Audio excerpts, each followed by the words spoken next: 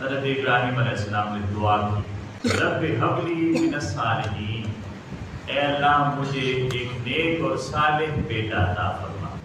فبشرناہ بغلام حلیم، تو ہم نے اسے ایک حلیم اور بردبار اور بہت زیادہ صبر کرنے والے بیٹے کی بشارت اور خوشخبری عطا فرمائی۔ اللہ کے پیغمبر ابراہیم نے یہ دعا نہیں مانگی کہ مجھے بیٹا دے، دعا مکمل سنیں کیا ہے، رب ہب لی من الصالحین، نیک بیٹا عطا کر، یعنی صرف بیٹا نہیں مانگا۔ حضرت زکریا نے بھی صرف بیٹا نہیں مانگا، کہا مجھے بیٹا کا عطا کر صالح ہو اور نفس پر قابو پانے والا ہو، نیک اور صالح بیٹا ہو اور نفس پر قابو پانے والا۔ تو ہم جب دعا مانگتے ہیں یا مانگواتے ہیں وہ ادھوری دعا ہوتی ہے۔ فقیر تو فقیر ہوتا ہے، اس سے جو مانگیں گے وہ دے دیتا ہے۔ آپ نے بیٹا مانگا، بیٹا دے دیا، دلوا دیا۔ آپ نیک بیٹا مانگتے، نیک مل جاتا۔ آپ صالح مانگتے، صالح مل جاتا۔ آپ والدین کا مؤدب مانگتے، وہ ایسا مل جاتا۔ آپ اسے اللہ کا نیک اور صالح بندہ اور اللہ کی بارگاہ کا برگزیدہ مانگتے تو وہ ویسا مل جاتا۔ آپ نے صرف بیٹا مانگا سو بیٹا مل گیا۔ جیسا مانگیں گے وہ تو دے دیتے، وہ آگے دہراتے نہیں کہ ایسا کر لیتے ایسا کر لیتے۔ یہ باتیں خود دہرانی ہوتی ہیں کہ مولا ایسا عطا کر، تو جیسا مانگیں گے ویسا ملتا ہے۔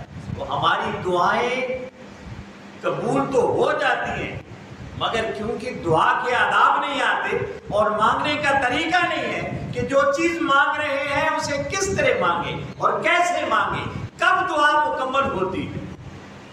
اولاد کی دعا ہو تو اولاد کی دعا کے لیے بھی اسے جملہ جو نیک اور صالح خوبیاں ہیں ان خوبیوں کے ساتھ مانگیں۔ جب بھی کسی نیک اور صالح کی بارگاہ میں جائیں اس کے واسطہ دے کر دعا مانگیں یا اس سے دعا منگوائیں، تو پھر ساتھ یہ کہ میرے لیے دعا کریں کہ اللہ مجھے نیک اور صالح، والدین کا اطاعت اور خدمت گزار اور ان کا خادم، ان سے محبت کرنے والا اور ہر ایک کا خیال رکھنے والا، دکھیوں کے دکھ بانٹنے والا نیک اور صالح بیٹا عطا کرے۔ جب دعا آپ مکمل مانگیں گے تو اس کی عطا بھی مکمل ہوگی۔ اور قرآن کریم میں ایسی بہت ساری جگہ ہیں جہاں انبیاء نے دعائیں مانگی اور جو مانگا وہی عطا کیا گیا۔